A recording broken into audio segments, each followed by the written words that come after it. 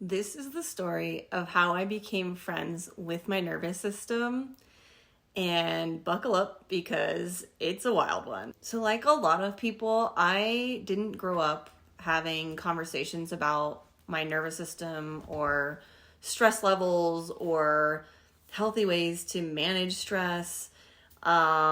These were not conversations that happened in my household. And so I virtually went the first 34 5 years of my life without understanding the nervous system at all. And what this looked like for me is being a high achiever, but actually having that be a stress-based state, like living and feeding off of stress-based states and considering that normal. What it really meant for me is that I thought states of survival mode, states of stress were the norm. I had no lived experience of what it meant to be connected and grounded and centered in myself without actually being in a stressed out state. So the moments that I was feeling calm and grounded, what I would consider that at the time, were probably moments where my stress was less, but I felt in control of my life circumstance.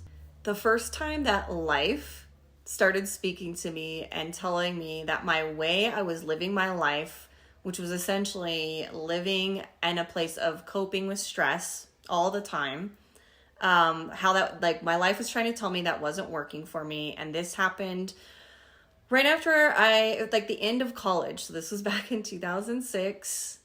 And I started to really struggle with my motivation and my inner dialogue. I was being really cruel and mean to myself on the inside, really harsh and judgmental.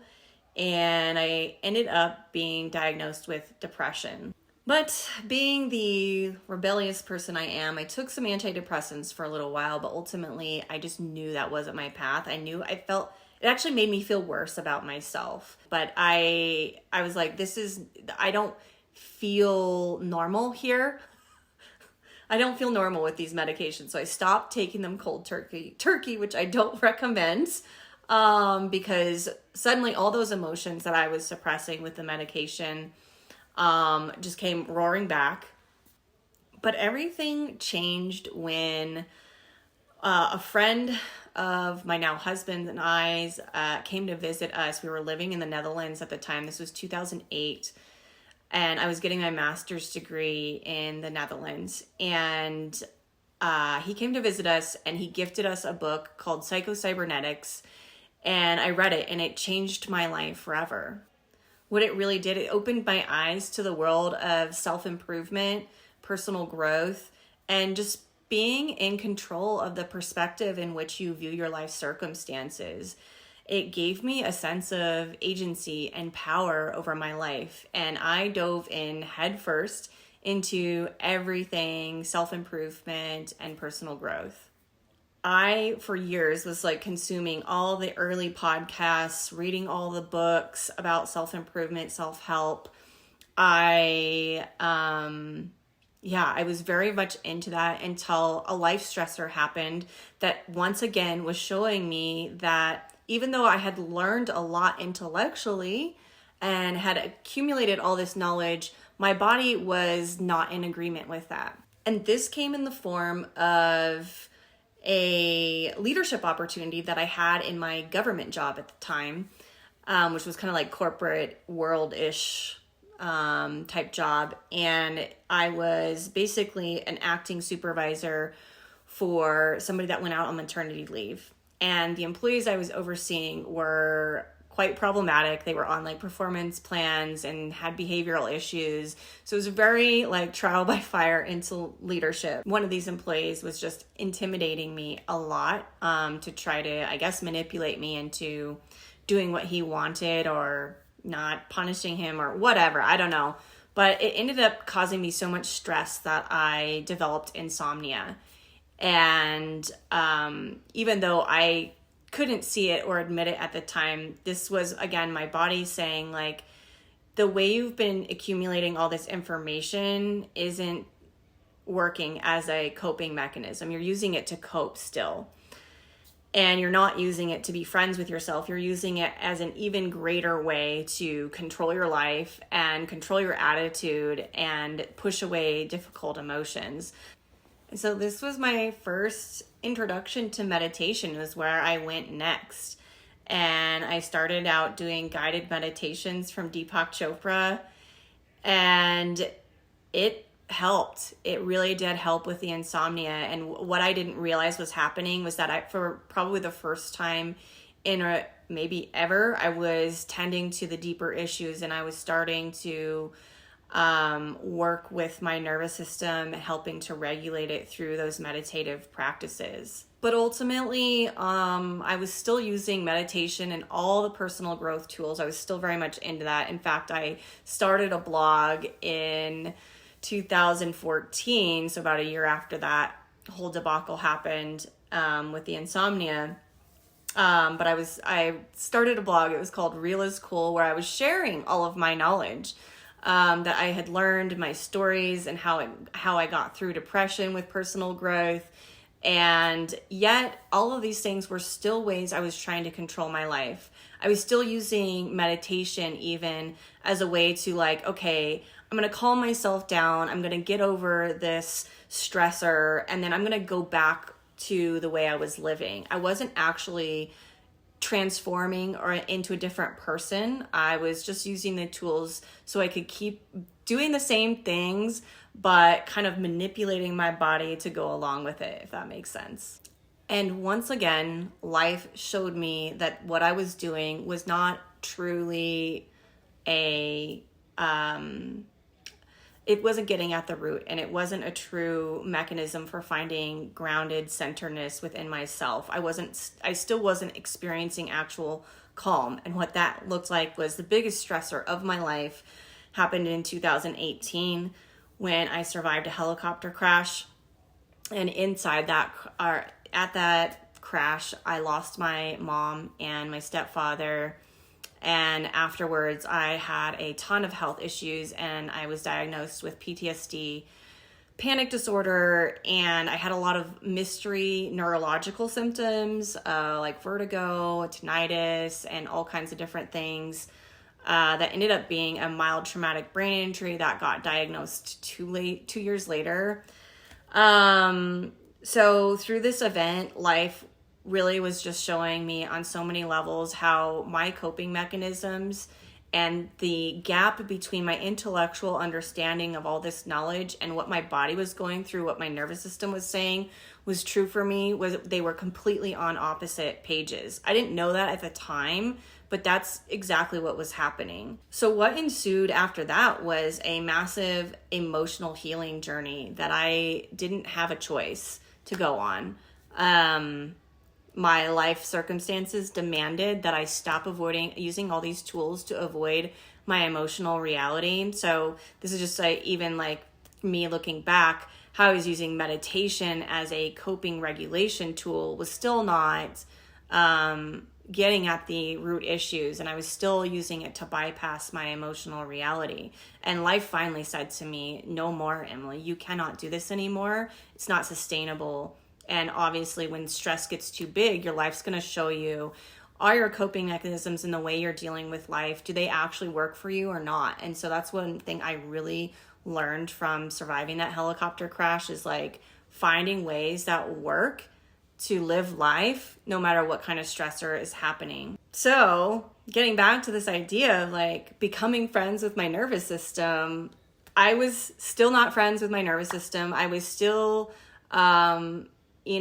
rejecting deeply the parts of me that were struggling, which to me was part of the reason why I had such big panic disorder and PTSD symptoms and anxiety, was because I was actually trying to use any little energy I had left to push away and suppress the part of me was hurting. But that's what life was begging me to do, was to finally put down all these tools and meet all the parts of me that I had rejected. I had rejected the part of me that was depressed, I rejected the part of me that wasn't positive. I rejected the part of me that, that just couldn't tolerate the stress of leadership.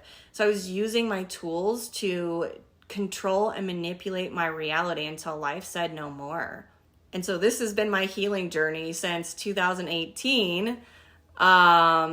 I even got into, I've tried so many things. I was doing like detoxes and cleanses and functional medicine and talk therapy and EMDR, and I did Reiki and shamanic healing, and I even got into, and I still practice these tools of subconscious rewiring. So once again, life was presenting me with things that were showing me how much I was still controlling my life and rejecting the parts of me that were hurting. Even though I was doing deep emotional work and subconscious rewiring, it was still on the premise of I can't accept myself or my life circumstances how I feel right now. And so what happened, this was about 2 years ago now. And so I had already been a practitioner of subconscious rewiring for a couple years at this point. But it was before I got deep into real somatic root cause trauma resolution healing. And what life told me at that time was that my dog was having seizures. And once again, my nervous system completely fell apart. And I was trying to rewire my subconscious, clear limiting beliefs, reprogram my subconscious to be okay with it. And I was also trying to work with my dog energetically to rewire her system so she wouldn't have the seizures. And maybe you can see already the pattern that I couldn't see at that time until my soul finally spoke and said, Emily, you are again using your tools to control your reality. You must stop doing this because that is not true groundedness. That's not true calm. That's not true centeredness. So my entire life I had been living in this space of not being centered, not being calm. I could only feel calm when I was in control. So I had actually never really experienced true, authentic calm and groundedness.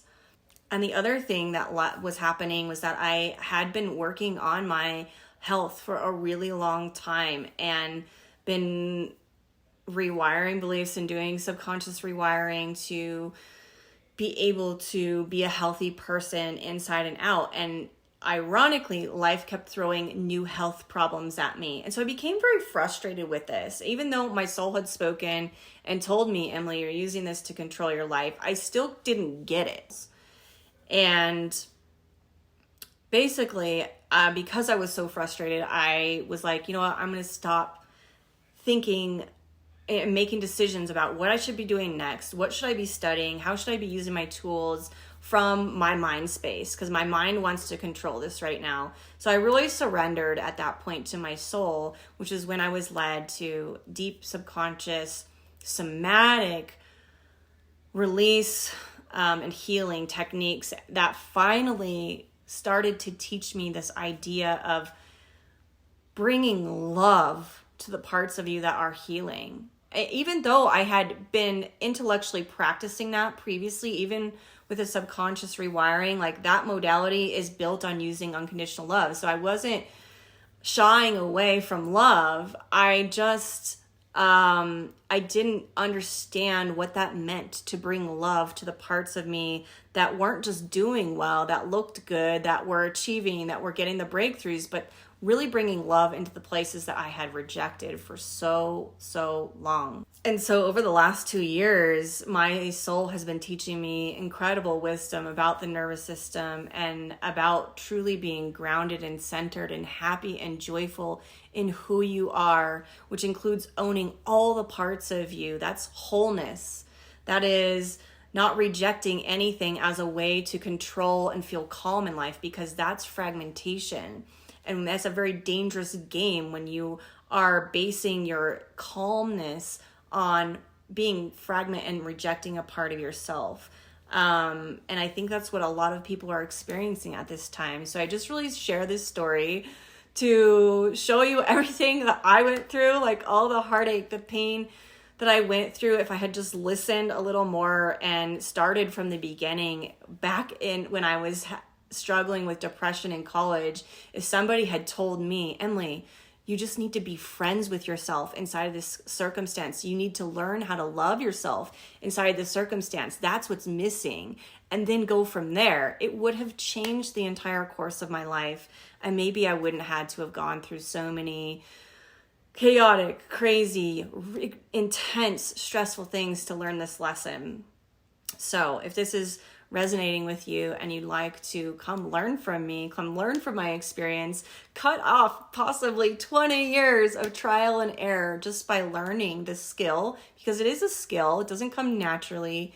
And it's not something that could be forced or bypassed with the mind. It has to be integrated, body and mind on the same page, feeling that love inside the stress-based states. And that's how you arrive at wholeness, at that grounded, centered, peaceful, yet joyful part of you that honestly is untouchable no matter what life circumstances are throwing at me. It's the most beautiful gift that I've found a way to live my life, be happy, be grounded, no matter what gets thrown my way. And that was the most amazing thing, even though it took me 20 plus, 40 years to learn.